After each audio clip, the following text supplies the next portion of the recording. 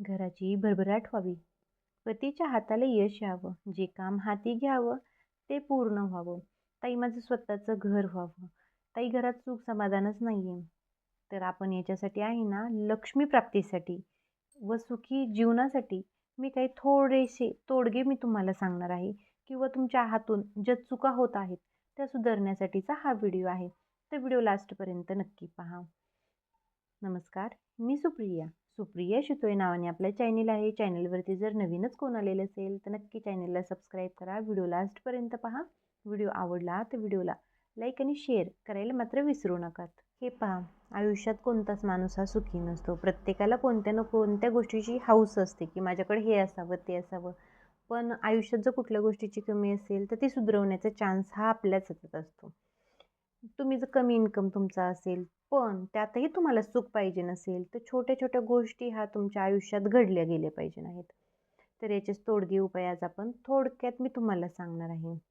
तर नंबर 1 पहा, लोकांना त्याच्या अगोदर सांगते मी तुम्हाला, लोकांना काय असतं ना, दिखावा करायचा असतो. पण दिखावा करण्यापेक्षा बँकेत इतकी बचत करा की गरजेला कोणाच्या दारात जावे लागणार नाही. हा एक मोठा पॉईंट आहे बरं का आयुष्यातील. आणि खरंच दिखावा जास्त करू नये माणसाने. चला तर मग आपण व्हिडिओला सुरुवात करूयात. नंबर 1, किचनमध्ये चुकूनही औषध गोळ्या आपल्याला ठेवायच्या नाही आहेत. आपण काय करतो, किचनमध्ये फ्रीजवरती आणल्या गोळ्या आपण तिथे ठेवून देतो. याने आजार वाढतच जातो. त्यामुळे चुकूनही किचनमध्ये जो फ्रीज असतो त्यावरती गोळ्या आपल्याला ठेवायच्या नाही आहेत.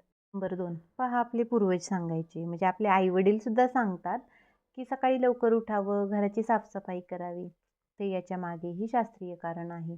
ज्यांना सवय नसेल तर त्यांनी लवकर उठून साफसफाई करण्याचा नक्की प्रयत्न करा. बघा, आपल्यातील बऱ्याचशा भगिनींना हे तर माहिती आहे. नंबर 3ची गोष्टी पहा.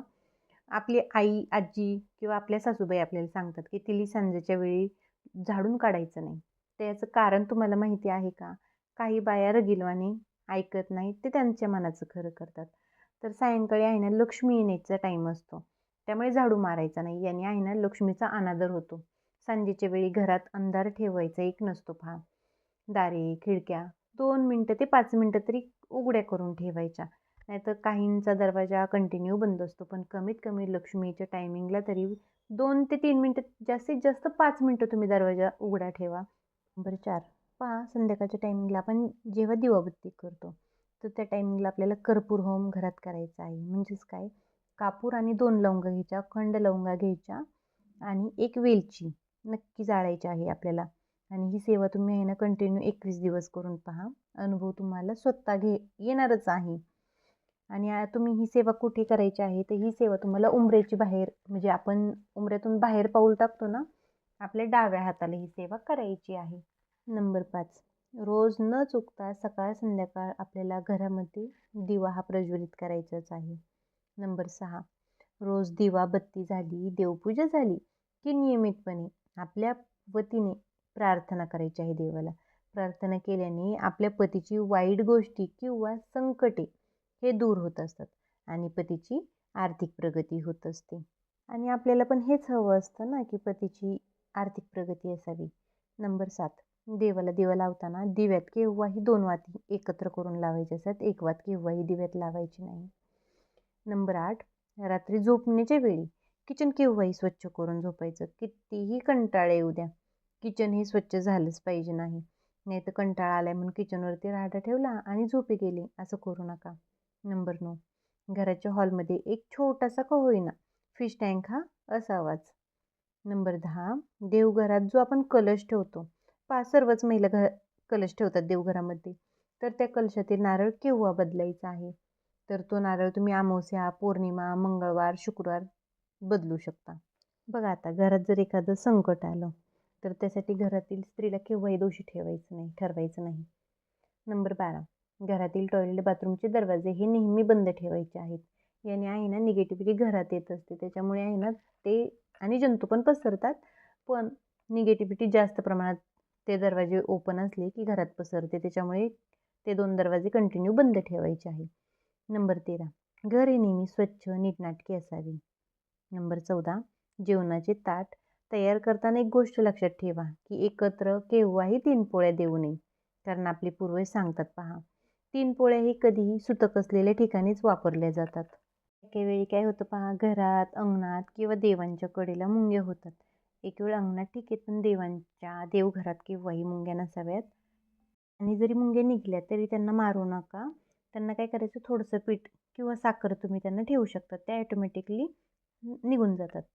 पहा, मनी प्लांटचे झाड 16वा नंबर. मनी प्लांटचे झाड हे अगदी घराच्या समोर नसावे, याने कामात अडथळे निर्माण होत असतात. नंबर 18. आता घरातील एखादी व्यक्ती कामानिमित्त बाहेर निघालेली आहे किंवा अशीही कुठे ती बाहेर निघालेली आहे, तर ती व्यक्ती घरातून बाहेर पडली की लगेचच पाठीमागे घरातील स्त्रीने केव्हाही झाडू मारू नये. हे पण खूप अशुभ मानले जाते. नंबर 19. पहा, ज्या महिलेची वाणी एकदम कठोर असते, रागिष्ट असते, तिला गोड कोणाशी बोलताच येत नाही, या महिलेच्या घरातही लक्ष्मी केव्हाच वास करत नाही.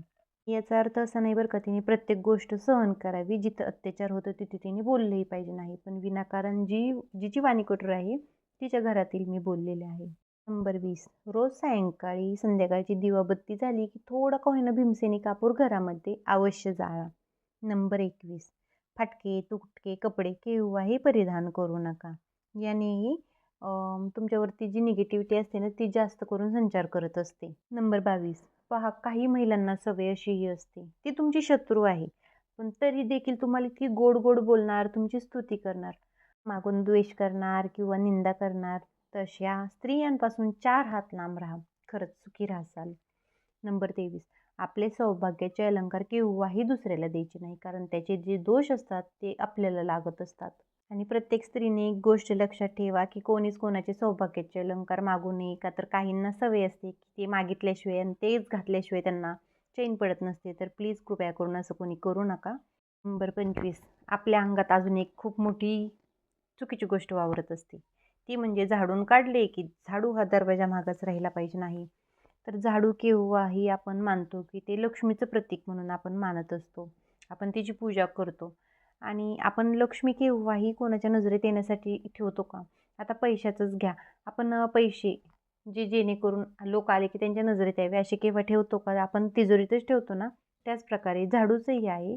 झाडू पण अशा ठिकाणी ठेवा जेणेकरून तो कोणाच्या नजरेत आला नाही पाहिजे. आणि ठेवताना तो असाही ठेवा की तो उभा करून नाही ठेवायचा, तो खाली ठेवायचा आहे. चला मग हे छोटेसे आणि एकदम सोपे तोडगे आज आपण पाहिलेले आहेत. घरात जो सुख, शांती, समृद्धीची भरभराट व्हावी असं वाटत असेल तर या छोट्या छोट्या गोष्टींपासूनच घरात सुख शांती नांदत असते. तर हे तोडगे आणि उपाय नक्की करून पहा. व्हिडिओ आवडला असेल तर व्हिडिओला लाईक आणि शेअर करायला विसरू नका. चलात मग, आणि प्लीज कमेंटही करा. छोट्या छोट्या कमेंट्स जरी आले ना तरी आम्हाला बरं वाटत असतं. झालेली सेवा आपल्या स्वामींचरणी रुजू करते आणि आजचे व्हिडिओ थांबवते. अवधूत चिंतन श्री गुरुदेव दत्त. श्री स्वामी समर्थ सर्वांना.